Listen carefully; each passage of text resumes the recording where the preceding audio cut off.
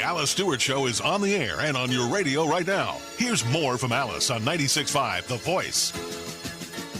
Welcome back to the Alice Stewart Show. 6:20. The sun is up here in Central Arkansas. I hope everyone had a great Memorial Day weekend and spent time with your friends and loved ones, and certainly took a moment to honor our troops and those who have served and paid the ultimate sacrifice.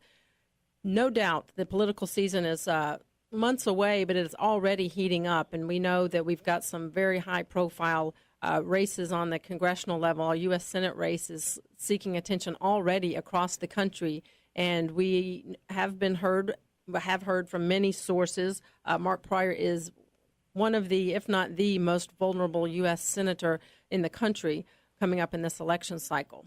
I'm joined by the spokesman for the Republican Party of Arkansas, David Ray. David, good morning.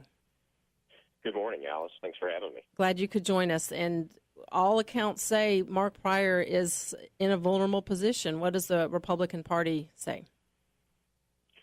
Well, I think that's accurate. And I think it's also reflective of many of the votes that he's taken, particularly his flip-flopping and waffling on the Second Amendment issues, which is what has currently landed him in some hot water. He's had a pretty drastic transformation on those issues, having voted for an assault weapons ban in 2004, sponsoring multiple gun control initiatives as a state representative back in the 90s, to where he is now, and on the heels of an election year, taking what would seem pro-gun votes. So he's got some explaining to do, that's for sure. Yeah, he's been accused by many on the right of having what is often called an election year conversion. And as you said, he's voted for an assault weapons ban previously, but in this latest Manchin-Toomey vote, he voted on the conservative side. Basically, and he says he voted the will of the Arkansas people and would not let Washington, D.C. Twist his arm or convince him to vote any way other than the views of Arkansans, which is in support of Second Amendment rights. But that being said, and with that vote, he's taking a lot of heat from those on the left. And as many are aware, Mayor Bloomberg of New York, who likes to ban everything from sodas to salt to assault weapons, he has taken this issue also into his hands and created Mayors Against Illegal Guns, and has started out on a huge ad campaign across the country, specifically targeting Democrats, for the most part, generally in red states, who are trying to seek re-election. And Mark Pryor is a target, and this Bloomberg group just launched an ad in Arkansas, $350,000 ad buy, which is quite significant in Arkansas, and it targets Mark Pryor on his gun votes. And this specific ad, we'll play it in just 1 second. I want to set it up, though. It features Angela Bradford Burns. She was the chief financial officer of the Democratic Party of Arkansas years ago, 2007 to 12. And during that period, we all remember this tragic, tragic day when Democratic Party of Arkansas Chairman Bill Gwatney was gunned down on a random act of gun violence. It was a terrible, terrible day. But Mayor Bloomberg used that day as a catalyst for highlighting Mark Pryor's gun control record. Let's play this ad, and then, David, I want to get your thoughts. When my dear innocent friend was shot to death, I didn't blame guns. I blamed a system that makes it so terribly easy for criminals or the dangerous mentally ill to buy guns.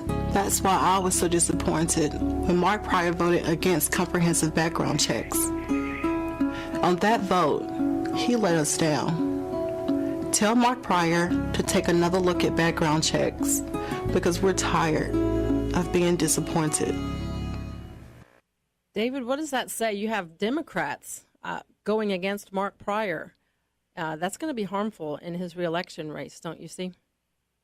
Yeah, absolutely. And just a couple of observations, Alice. First of all, look, anytime there's a horrible and senseless murder, it breaks everyone's heart, and we grieve for people who lose loved ones to tragic acts of violence like this. And look, I'll give Senator Pryor this. He's correct in asserting that this ad is politicizing a tragedy, but what I would add to that is that Senator Pryor is politicizing the Second Amendment, and I'll explain what I mean by that. If you look at the totality of Mark Pryor's voting record on gun issues, you will notice some alarming trends, and that is that he started his career as a state legislator sponsoring multiple gun control bills that deal with of all things, background checks. Then, as a U.S. Senator, one of his first big gun votes was to vote in favor of Dianne Feinstein's 1994 assault weapons ban. Now, it's worth reminding people that had Mark Pryor gotten his way in 2004, we would all still be living under Dianne Feinstein weapons ban, because that was a 10-year extension that he voted for.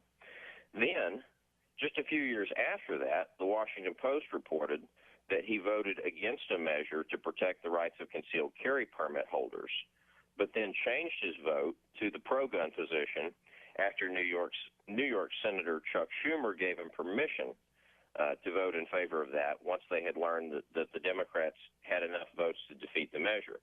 Now, fast forward to 2003, as you mentioned, Pryor's been rated by both the National Journal and Roll Call as the most vulnerable incumbent senator. We see he changes his tune, opposes the assault weapons ban, and votes against the Democrats' background check legislation.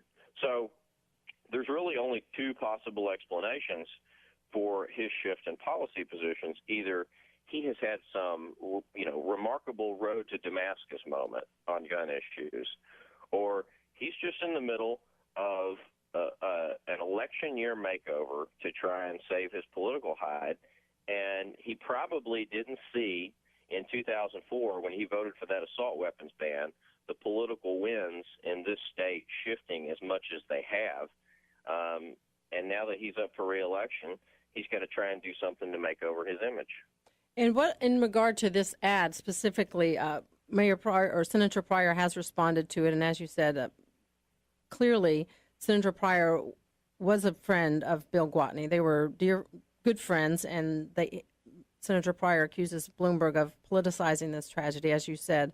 But he also points out that Mayor Bloomberg's measure would have done nothing to take away or to have stopped the death of Bill Gwatney, and Senator Pryor continues to outline different pieces of legislation he has done in regard to mental health when it comes to firearms, requiring state to report mental health, and he focuses on his votes on the mental health aspect. Do you see Senator Pryor being able to push back on this, or how harmful do you see this ad, and there will be more like it, hitting his back and forth on the gun issue? How damaging do you see that being for Senator Pryor? Well, he's put himself. I was going to say he's in a terrible spot on this issue, but I'm going to rephrase that. He's put himself in a terrible spot on this issue. And the ad demonstrates this. If you're a staunch Democrat, you're probably pretty angry with Senator Pryor for flip-flopping on this issue, and that's why you're seeing the former CFO of the Democratic Party of Arkansas cutting a commercial attacking him. Now, by the same token, if you're a conservative, you're glad that he finally voted with you on something, but you know that it contradicts the rest of his voting record, and you know that if he gets reelected, he's probably going to go right back to voting the way the Democratic leadership in Washington wants him to vote. Well, so there's the problem, is that he's waffled so much and flip-flopped so much on this issue that he's quickly losing credibility with voters on both sides of the issue, and that's a big problem. Right, and as you said, the concern which Mark Pryor would we get if he were to be reelected, and there's also been a contradictory or flip-flopping on other issues such as gay rights and certainly the life issue in regard to funding for Planned Parenthood. So a lot of this will still be continued to be hashed out, and I'm sure we'll have you back on next time there's another big ad, but look forward to speaking with you again on this, and certainly when there is a Republican announced candidate against Senator Pryor, we'll have you back on. Absolutely. All Looking forward to it. David, thanks so much. We're going to take a quick break. We'll be back with more on the Alice Stewart Show right after this.